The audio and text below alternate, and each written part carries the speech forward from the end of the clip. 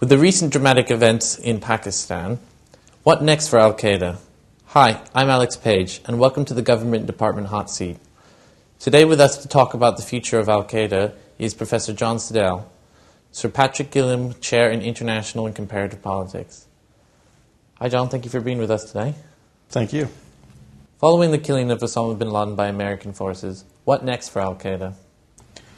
Well, perhaps not much. If we look back over the past several years, or even over the past decade since the September 11, 2001 attacks on New York and Washington, D.C., in large measure what you see after 2001 represents little in the way of a trajectory of growth, of diversification, of expanding recruitment, appeal, innovation in what remain a narrow set of sort of terrorist repertoires and a relatively small and arguably declining body of terrorist recruits. And in recent years, analysts who study trends in Islamist terrorism have argued in favor of both the emergence of what they call leaderless jihad, in which the small-scale occasional terrorist attacks in the name of Islam that you've seen in different parts of the world have been carried out in large measure by small numbers of individuals, lacking in sort of large-scale organization and initiative, and instead perhaps enjoying some sort of inspiration from figures like Osama bin Laden. And alongside that, a decentralization of Al-Qaeda's effective operations, so that you have groups in various parts of the world claiming affiliation with Al-Qaeda. So Al-Qaeda in the land of two rivers, or Mesopotamia in what we would call Iraq, or Al-Qaeda in the Arabian Peninsula, in Saudi Arabia, and more recently remnants in Yemen, or in the Islamic Maghreb. But these sorts of groups, the extent to which they've been effectively directed, funded, operationally led and controlled by bin Laden, it's really rather attenuated. And to that extent, bin Laden's departure from this world at the hands of American Navy SEALs represents the disappearance of a symbolic figure who's used a certain kind of language and occupied a certain kind of place in the sort of social imaginary for Islamists, maybe for Muslims and non-Muslims in different ways. But in real terms, this is a small, marginal, fragmented, hemmed-in organization, insofar as it remains an organization. Many people are anticipating some effort at retribution, either of a nature that's organized by those who were close to bin Laden or those who would like to be associated with him.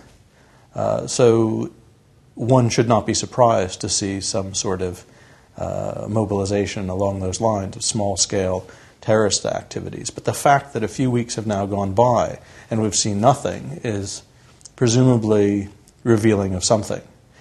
The response to his death has not been large-scale mobilization, unsurprisingly, given the limits of his support and popularity. But also we haven't seen, as of yet, any successful terrorist response, really, of any size, to my knowledge. So that is revealing of how Al-Qaeda has really already proved to be a failure. So does this mean the end of the so-called global war on terror? Well, it's hard to imagine that the entire apparatus of surveillance and funding and counterterrorism and all that will simply be folded up and removed from various police, intelligence, security agency budgets and bureaucracies. And it's hard to imagine that the full spectrum of Islamist activists will, entirely forego violence in the name of Islam, or terrorist violence in particular. But certainly it should do a couple things in terms of the global war on terrorism. It should give people a chance to take stock and to remind themselves that actually there's not that much of this out there. And certainly politicians and governments may feel responsible to their citizenry in terms of anticipating, preventing, preempting, and so forth, these sorts of possible attacks. But the extent of resources devoted to this cause, compared to other kinds of more worthy needs in societies, that might be worth reevaluating at this juncture.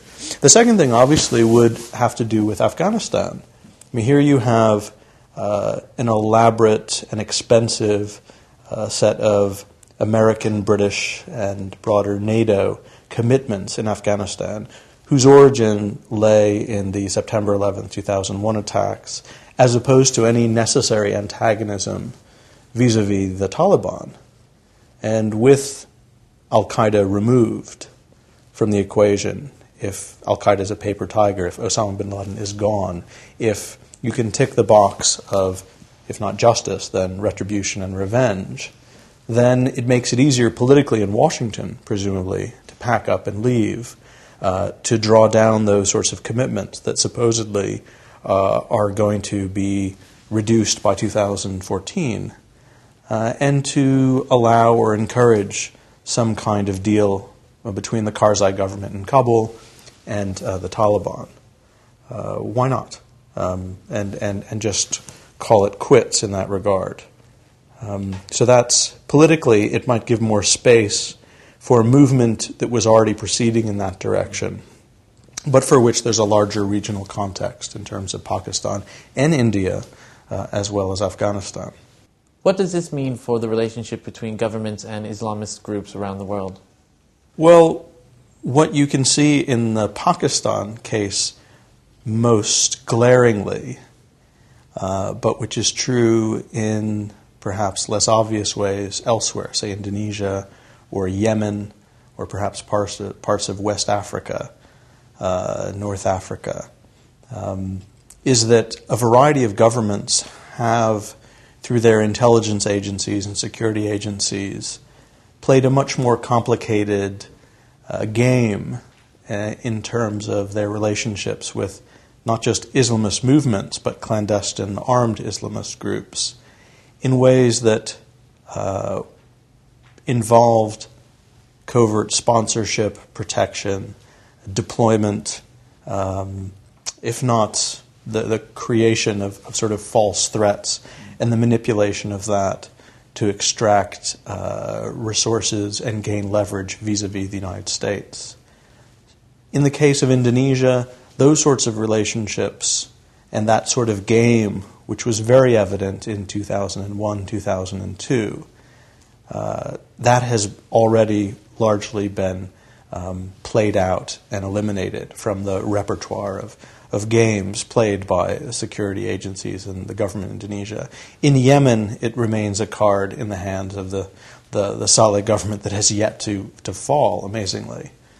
And in the case of Pakistan, I think it's something that will continue indefinitely if we look at what we're likely to see in weeks ahead in terms of evidence of direct Pakistani sponsorship and involvement in the Mumbai attacks of, I believe it was 2008, that we'll see more of in an upcoming trial in weeks ahead. I think it's clear that for Pakistan, deploying these sort of subcontracted armed Islamist groups is part of its long-term sense of embattlement vis-a-vis India. It's part of a foreign policy in which it perceives itself to be in a weakened position vis-a-vis India. It's part of Pakistan's domestic politics in which the military and also civilian governments find Islamist groups, armed and non-armed, useful vis-a-vis autonomous, sort of pro-autonomy and secessionist movements.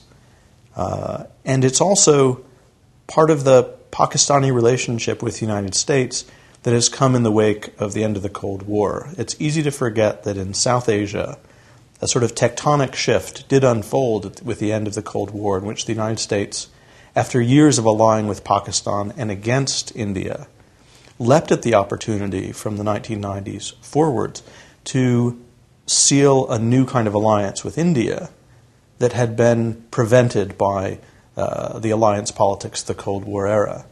And in terms of India as a market, in terms of India as a wedge against China, it's a very attractive relationship that the United States has actively, assiduously cultivated. And from the Pakistani perspective, their main game, their real asset, their leverage lies in this Islamist card. And that's how they can prove themselves to be useful. It's not just a bunch of crazies or a bunch of rogue elements in military intelligence. It is structurally part of a larger logic in which Islam is a weapon of the weak states in various regional contexts. You can see it also in terms of the unfulfilled promise of Iranian influence in the Middle East, in which Iran compensates for the way in which it is hemmed in by American, Saudi, Israeli, and other policies by funding various groups like Hezbollah in Lebanon, Hamas, and otherwise. That kind of role for Islam in international relations that has to do with states and their instrumentalization of Islamist politics will live on even as the idea of transnational Islamist mobilization in the name of something grand like global jihad is clearly fading from view. And we can sort of kiss that goodbye with the death of Osama bin Laden. Well, thank you very much, Professor John Sidel. You're now off the hot seat. And thank you for joining us, and stay tuned for the next edition of The Hot Seat.